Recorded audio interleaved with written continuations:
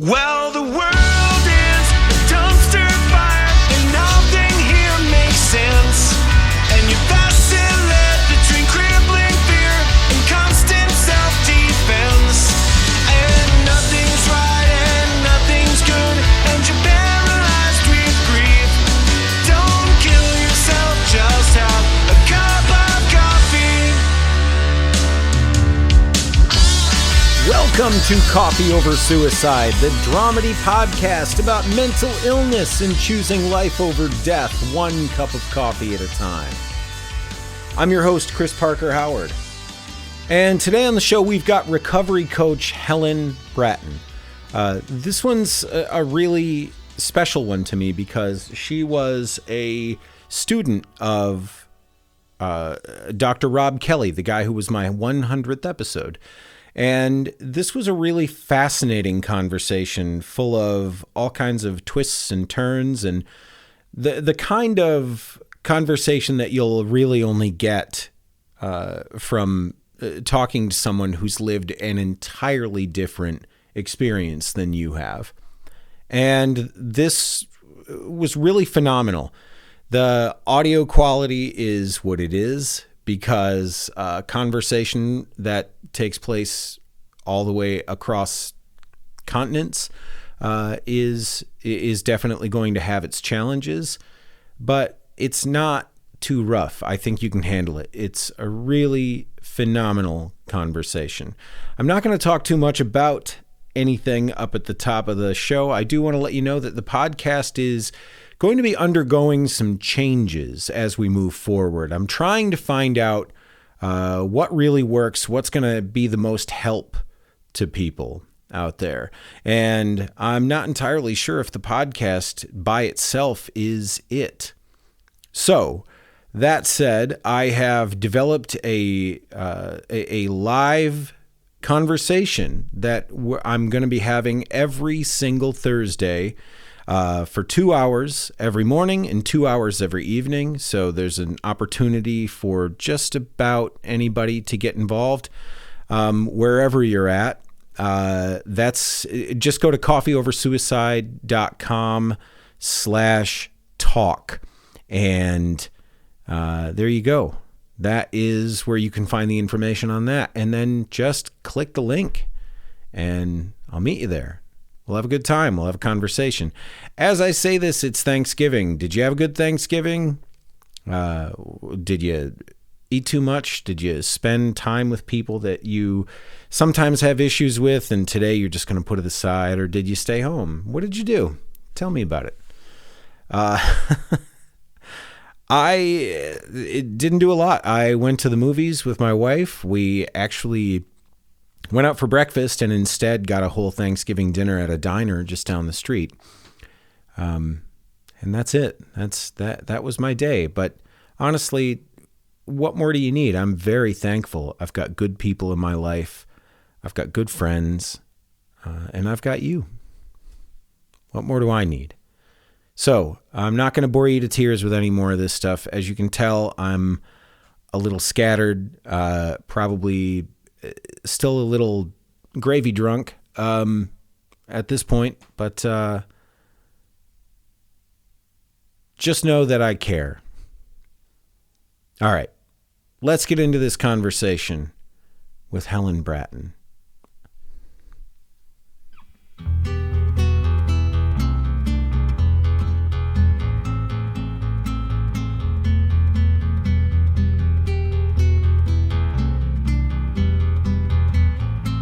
Jump right in. Yeah, sure. Here we are. Good morning, Helen. Hi. Good morning or good afternoon, because it's mid-afternoon here in the UK. Yes, it is. That's I love these cross the sea conversations. Definitely. So tell me exactly where are you talking to me from? I'm talking to you from a place called Bristol. Well, I'm just south of Bristol. In the smallest city in the UK called Wells. Ah, nice. It's got a famous cathedral and it's a very special place. But strangely enough, I live in a lunatic asylum. Tell me about that. It's been converted into houses, but it was an old hospital for lunatics and paupers. Yeah, the architecture over there is a lot of it is very, very old. Yeah, because here, like in the States, it's. I mean, the oldest thing you're going to find is a couple hundred years, but there, it's quite a bit different. It's very different. Is it? Now, this place is a couple of 100 years old, so Yeah. Very special. And our cathedral is well beyond that. Well, take me back, if you would, as far as you're willing to go. Where? I can take you straight back to, I can even take you back to my mother's womb. Let's do it. Tell me about Yeah, that. she was very unhappy in her marriage to my father when she was pregnant with me. Whether or not that had detrimental effects, I don't know. She's no longer here with us, so I can't even ask her. But I do know that when I was actually born, she actually didn't want my father nearby because it was very, very unhappy, the marriage. And yeah, so out I came. My mother, she wasn't an alcoholic, but there was definitely some trauma there through her growing up. Lived a very privileged lifestyle, but she was one of these people that never found happiness. And her addictions came out in other ways. Shopping was her drug of choice. And relationships. She was married 4 times. My earliest remembrance of really breaking down, and indeed my first thoughts of suicide, were age 8, when she got engaged to one of her many boyfriends, and I was not happy about it. She came to my room and I was in floods of tears, and she basically said, "Tough, this isn't about you, it's to do with me and my happiness." Yeah. And that has sat with me ever since. At 8 years old. At 8 years old, and I can remember a few days later actually going down to the kitchen and looking at all the knives and thinking, how do I do this? But clearly I didn't, because I'm still here. Yes. But I did think about it quite a few times after that, looking at medicine cabinets and things. What were your thoughts at that time? Like, what was it you were thinking about yourself? I'd rather be dead. Yeah. I could want for nothing at all, but I just felt lost. Even prior to that, going to the first sort of few schools I went to, I just didn't feel as though I fitted in. I struggled making friends. I felt a bit of an outsider and a bit of a reject. How so? What was so different about you? I just never seemed to click with my peers or feel accepted and wanted. Yeah. So school was a miserable time.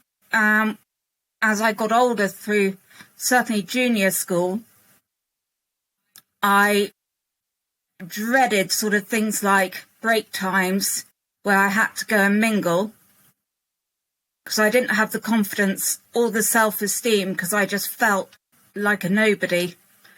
I was that girl who was always picked last when it came to teams. And that bashed me down even further. it only seemed to improve when I got to senior school, and I definitely started drinking at that point. Was alcohol something that you were kind of exposed to ever? Did you have any sort of, like, what are your earliest memories of alcohol? Did your mom drink a little bit, or celebratory even? What were your thoughts on it? Yeah, she did drink. All of our family liked to drink. But as I said earlier, she wasn't an alcoholic, but she did have friends that, 6 o'clock were her gin and tonic friends. And she always said she never liked drinking alone. And certainly if the kids are in the house, and I was always with her, so... But she had a group of friends that, 6 o'clock, and when I was sort of 9 or 10 years old, I would go and volunteer to go and make the drinks for them. And be there in the drinks cupboard, testing all the different bottles. And when she had dinner parties and things, because she was quite sociable, I'd be there to help clear up and take round the drinks, but in the kitchen taking swigs. And certainly by 9 years old, I was thieving it and pouring it into little bottles to keep in my bedroom, and topping up the bottles with water in her drinks cupboard so it wasn't noticed. And indeed started taking her cigarette ends to smoke those. My sisters were both quite rebellious. My next sister up for me, I remember when, again, I was 9, she got me drunk on vodka. She thought it was quite funny, and had me putting her knickers on my head and taking photographs to show to her friends. Like, look at my funny little sister. I'm pleased that they weren't kept. Anyway. Yes, I bet. My mother actually kicked her out the house when she was actually only 15. But she was going through a difficult stage. And I can still remember running down the road after her, begging her not to go. In floods of tears. And I think that really impacted me, because I was then stuck alone with Mum. She didn't get remarried to that husband, that boyfriend. And she was a bit of a depressive, and she would make me go and, while she was having a bath, go and sit on the toilet to talk to her. And the amount of times she would be lying in the bath wailing and crying, and I was having to be the mother and telling her it's all going to be okay. And she very much, even at a young age, started living her life through me. I had umpteen ponies and horses, which was fantastic for me, but I was pushed to do more that she wanted me to do, not particularly what I wanted to do. That sounds so ungrateful, but... I don't know if it's a matter of gratitude. I mean, being your authentic self, being the person that you're supposed to be, and discovering the things that you're passionate about and walking the path that you want to be on is one of the great privileges of being a human being. Yeah, well, I had no idea who I ever was. Ever. I was a lost soul, that's for sure. When I then went to boarding school for a year, and things really took off then. Tell me about boarding school. Boarding school, it was okay. I actually really wanted to go, because I was a weekly boarder, so I only had to come home at weekends. Did that distance create any sort of boundaries between you and your mother at that point? Not at all. I had to speak to her every day. She would write to me 3 times a week. Wow. And I saw her at weekends, and it was a bit ridiculous. Yeah. But I guess she was lonely. And then parties started being made available, sort of early teen parties. And my really good friend that I made there, because again, she was into ponies and things, she was like, "Oh, do you smoke?" And I was like, "Well, I have done, yes, because I'd already been smoking my mother's cigarette butts from about the age of 9. Yeah. And I was 13 at this stage.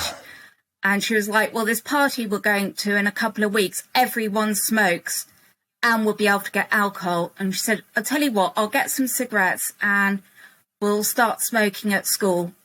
And what we did, because at the bottom of the tennis courts, there was a long line of conifers. So there was a lot of cover. So not being particularly good at tennis anyway, it was easy to knock out the balls into the trees, skip round and go and smoke in the trees.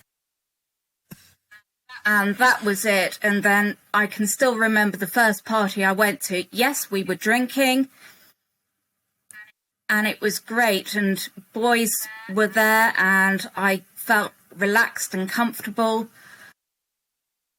And I was just like, yeah, this is actually great. Yeah. I quite like this. This is fun. I'm somebody. Yeah.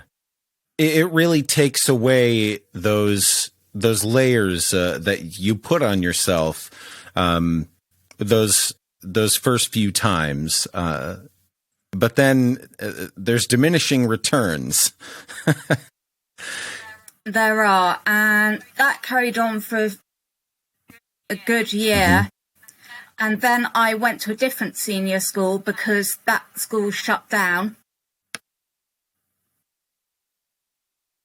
because it was going bust. Yeah. Which was great. So I went to the senior school of my junior school, which was quite nerve-wracking because I was nobody at the junior school and I was terrified about going up to the senior school. But again, it was okay. I made a few friends, but not many. And I had my horse kept at school. And yeah, there were a few of us who were a bit rebellious. So when we went out riding, we'd take a packet of cigarettes. And at competitions and things, someone would have a bottle of something. Polo matches, there was always booze flowing. Yeah. I can remember sinking a bottle of gin and falling off a horse trailer. And then being violently sick underneath it. But I got away with it. Yeah. Was this something that was pretty normal among your peers? Yes, and because I was a day girl, as soon as I was able to drive to school, I, of course, could go to shops and supply the boarders and things with their cigarettes and steal alcohol from home to bring in to drink with them. And even better when I managed to keep my own horse box at school, because I had a fridge in there and I had a bar in there, which when we were away had all my mother's wine and gin. And so, yeah, it's amazing how many friends I made then. Yeah. Nothing like a social and all lubricant. Inhibitions. Yep. And all inhibitions went and started being rather promiscuous. And getting a bad name for myself, really. How did that make you feel?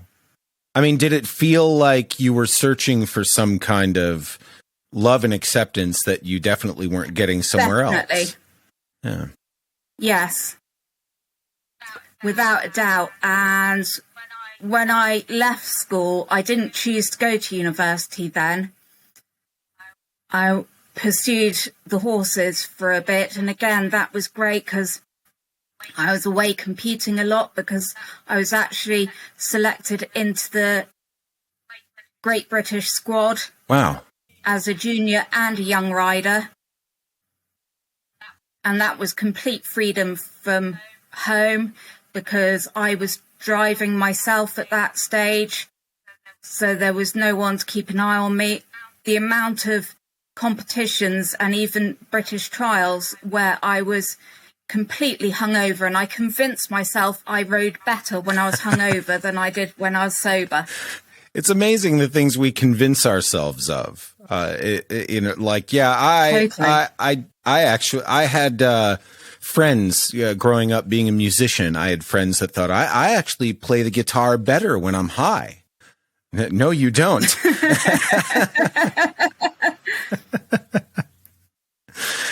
So tell me about this drive that you have, because there seems to be something there as far as your passion to do things. This idea of wanting to be more, wanting to do more. Where do you think that level to succeed comes from? Because you were feeling so out of sorts at home, but it sounds like there was sort of a smothering kind of effect happening there. So it wasn't necessarily for lack of attention. Who were you trying to get the attention or the approval of? Anyone and everyone. When I eventually went to university, again, I was just chasing after anyone, just looking for any sign of proper love and to feel love. Yeah. Did it work? No. Wow. And certainly wasn't very good for my reputation, and I was dreadful. But it obviously was something I had to do. And it was actually a bit of an interesting thing. I was married for a time, met the man of my dreams, thought this is going to be perfection forever.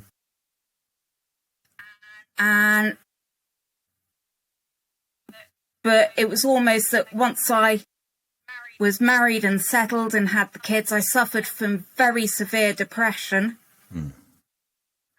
And it was probably postnatal depression, but then had my first, then breastfed, and then had my second and did the same. And then, bang, out of the blue, I had the most almighty stroke at 36. Oh, wow. And completely out the blue, I had to be, because we were living in Italy at the time, and I was airlifted from the local hospital to Rome, one of the bigger hospitals in Rome, because the medication wasn't working. And when I got to Rome, it was like, yep, we're going to have to operate. And the doctors basically told my family, she's toast, unlikely to make it through this operation. And it had already been 8 hours since the onset of it. Yeah. So the whole sort of thing of time, obviously my brain was dying by the second. And so clearly I made it through the operation, put into a coma for 2 weeks. Just before they woke me up, again, my husband and family were told, she's either going to have locked-in syndrome or be a complete vegetable. Forget the person you know. Well, they hadn't met me then. And yeah, I came out of it. It took a while to start talking again. And when I went into a rehab, I kept saying to my husband, all I need is some gin. Just bring me in some gin. We can put some into my drip and I'll be fine. Yeah, because that's how you need to feel normal. Yeah. And yeah, so I was then sent into rehab once I was sort of stable enough, which took 3.5 months as it was. Yeah. And then got walking just about. I am actually paralysed from the knee down on my left leg, and my left arm is paralysed. Really? Yeah, but luckily I've got movement in my hip, so I've learnt to swing my leg, and it's basically used as a prop. And it was in rehab, probably after my first walking session where I walked about 5 steps, but it felt as though I'd conquered Mount Everest. Yeah. Just amazing. And I didn't even fall over. And but I was sat on the edge of my bed and just something clicked in my brain. I thought, I'm alive for a reason. Yeah. Didn't know what it was really at that stage, but I thought, with all what was said was going to happen, hasn't happened. And I could sort of vow to myself then that I was going to do the best I could. Yeah. You know, one of the things that I find so untalked about in the story that I'm hearing from you is this duality of feeling both incredibly driven and very self-depreciating at the same time, and the way that those two often go hand in hand.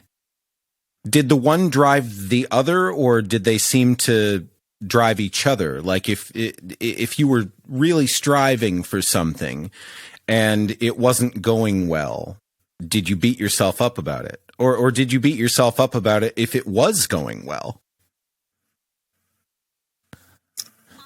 I've had to improve, shall we say. Yeah. Very, very easy to beat myself up. I did it well enough for years. Yeah.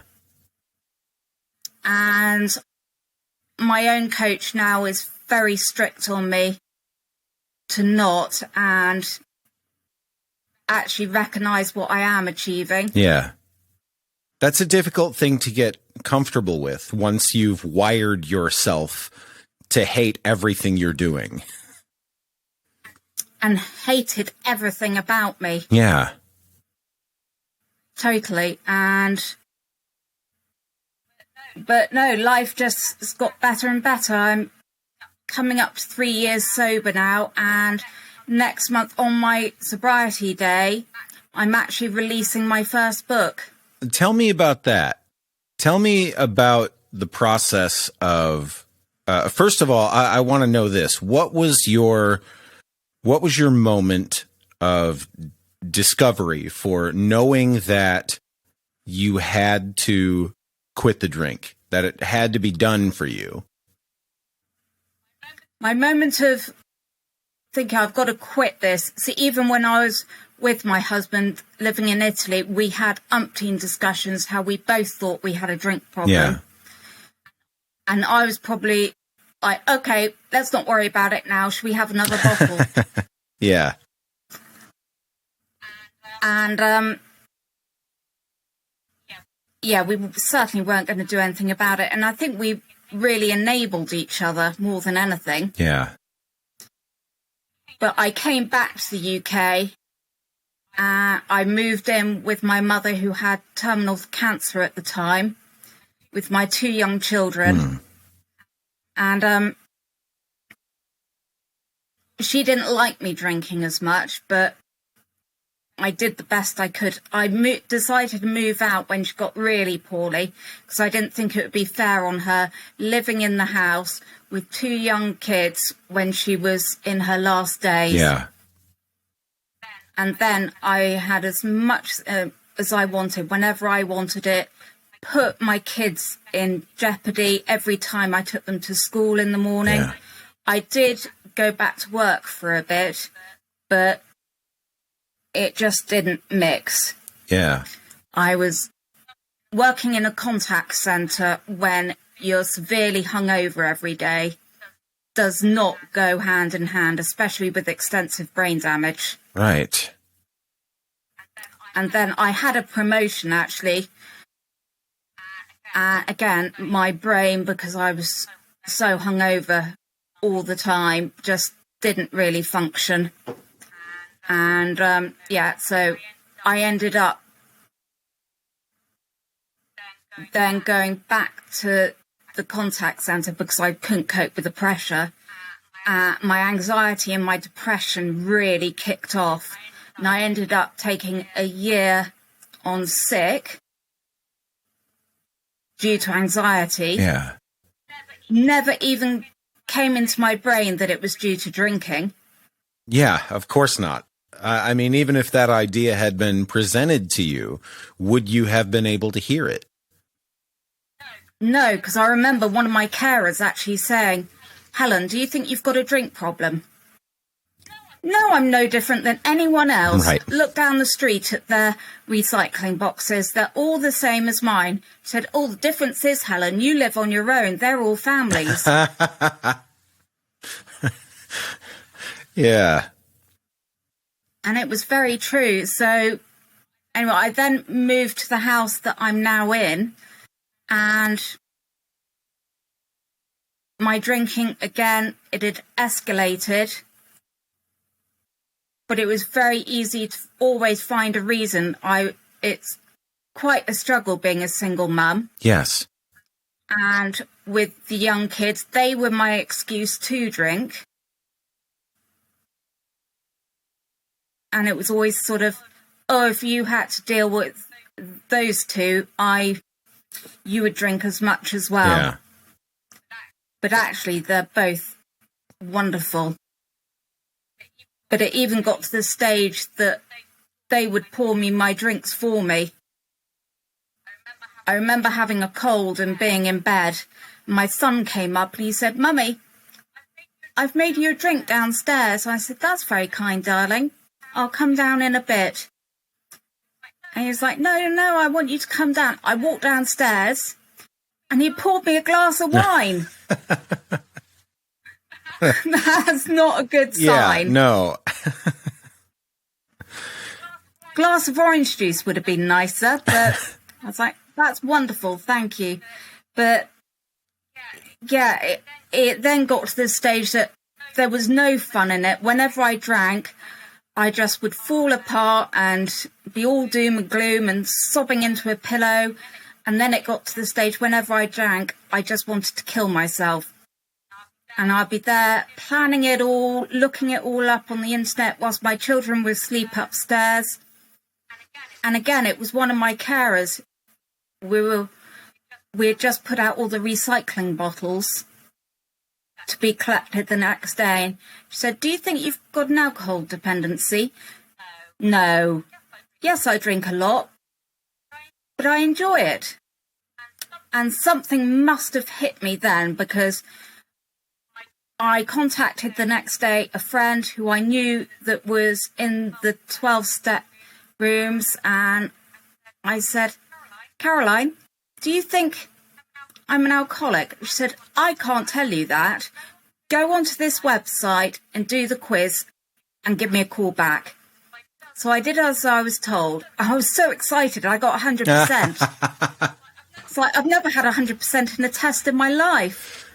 And she said, I'll pick you up tomorrow morning and I'll take you to a meeting. And like when I had my strokes, though, I got sober. I think they are great, but I needed a bigger answer. I needed to get down to the causes and conditions. Yeah. And that is where I met my wonderful therapist and mentor, coach, business advisor, and he just completely shone a different light onto my sobriety. And yeah, it's just taken it to another level. It was possibly the greatest thing I could have done, because he gave me belief that, yeah, you can do anything. Yeah. And I'd had books in my mind before, but starting coaching with him, that's when I thought, yes, Helen, actually, you can do it. You can do anything you want. And I'm also convinced, because of the brain damage in the parts of the brain I have had, it's opened up other parts that perhaps I've never used before. Because I always hated school, but since studying with him, because I did his training course, I was in the first batch. I know that he's running it again very soon. And yeah, and if anyone wants me to put them in contact with doing the course that he runs, I'd be more than happy to. So if you get in touch with Chris, I'm sure he'll pass on your details to me. Absolutely. But yeah, I just loved it. And now I just can't stop learning. I don't think I'll be able to do a PhD. Well, I could if I wanted, but it's very expensive to do that over here in the UK. Yeah. Maybe one day. Maybe. Nothing is But impossible, hey, right? I'll be busy enough. Don't need a PhD to help others. No. And I've now got my own practice as a recovery coach, and I'm accredited with the International Coaching Federation, which my coach's course is recognised by. So yeah, well on the way, and yeah, just love what I do. My clients are fantastic, getting some amazing results and opening up people's lives, that's for sure. So you say you are 3 years at this point? 3 years, yeah. That's absolutely amazing. So it still feels rather fresh, I imagine, in some ways. You can access those feelings pretty easily because they're not so far behind you. No, it takes a lot of use of the tools I've been given. Yeah. Yeah, still got the ongoing work on myself. I still see my coach a couple of times a month.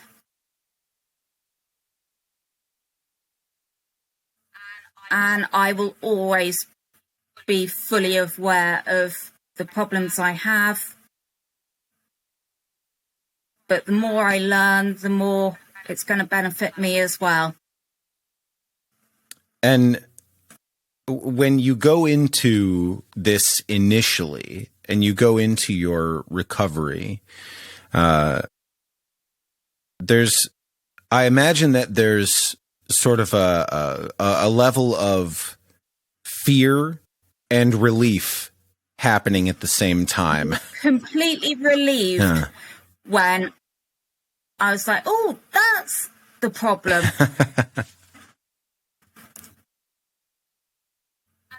And then it was all sort of novelty of doing something new as well.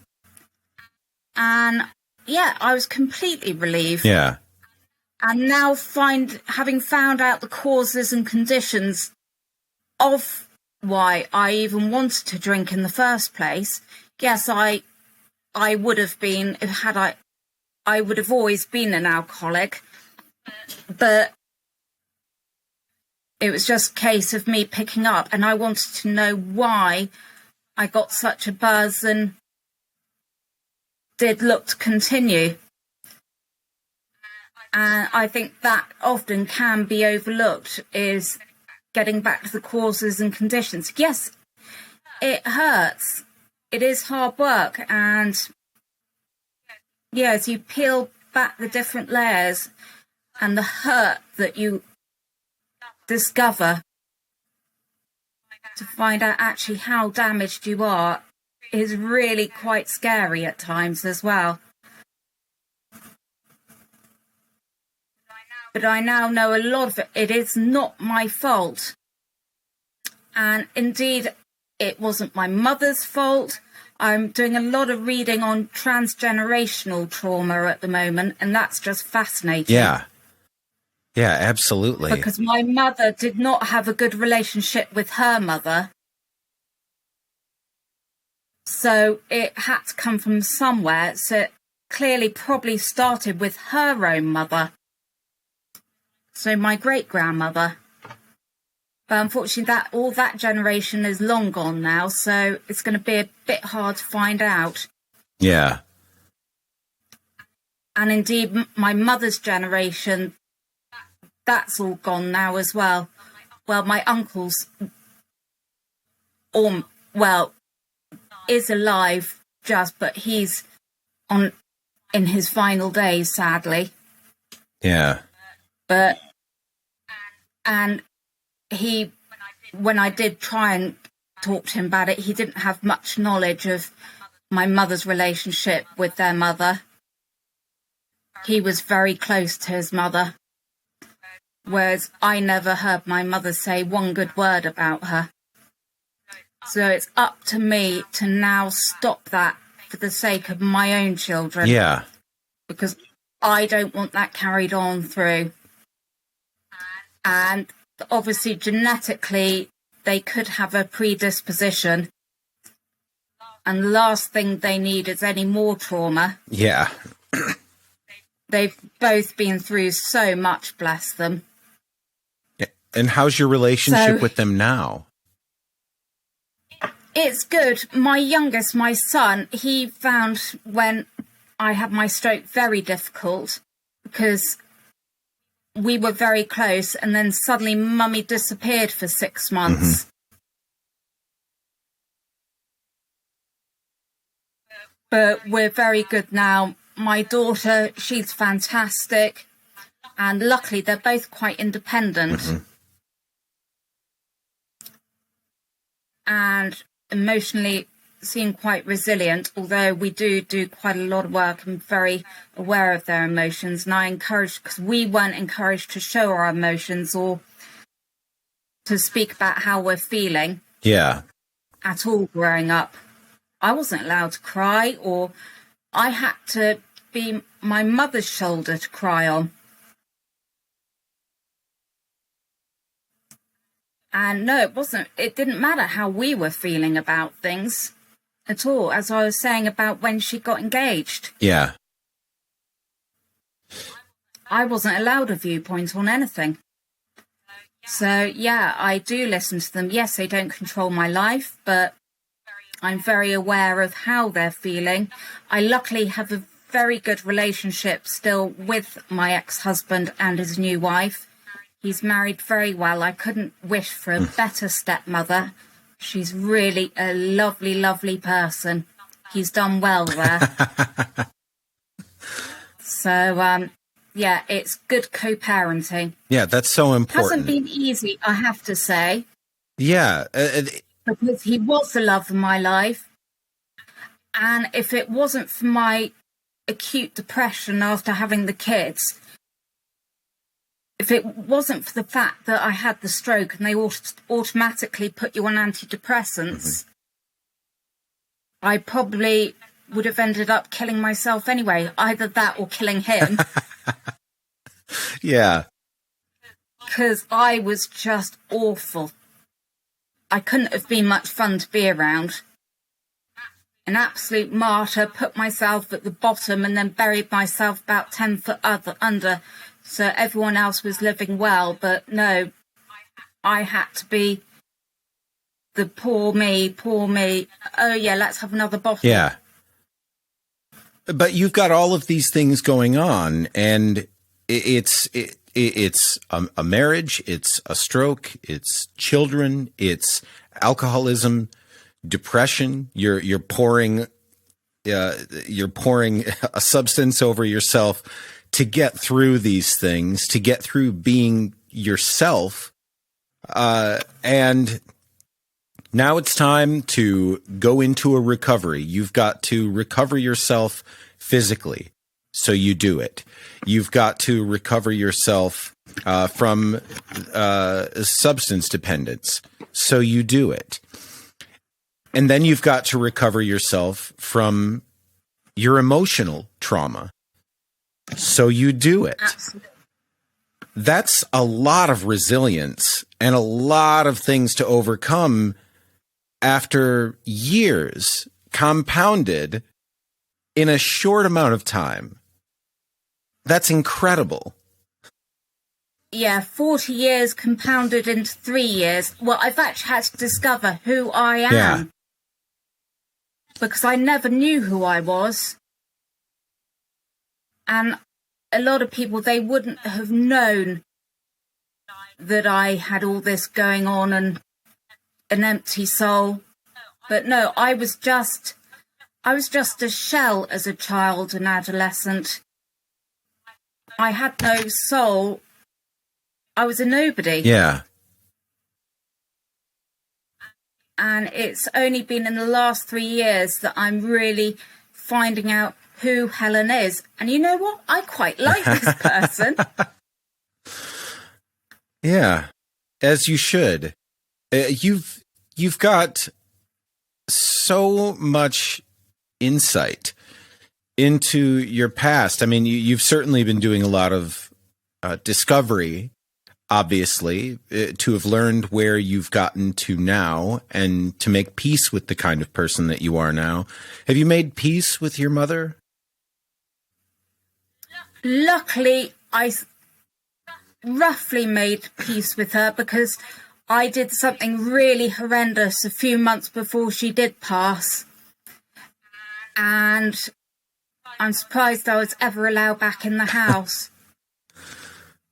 But yeah, I did make peace with her just before she passed. And I know that although she was pretty much unconscious, she did squeeze my hand. So I think it was acknowledged. Yeah.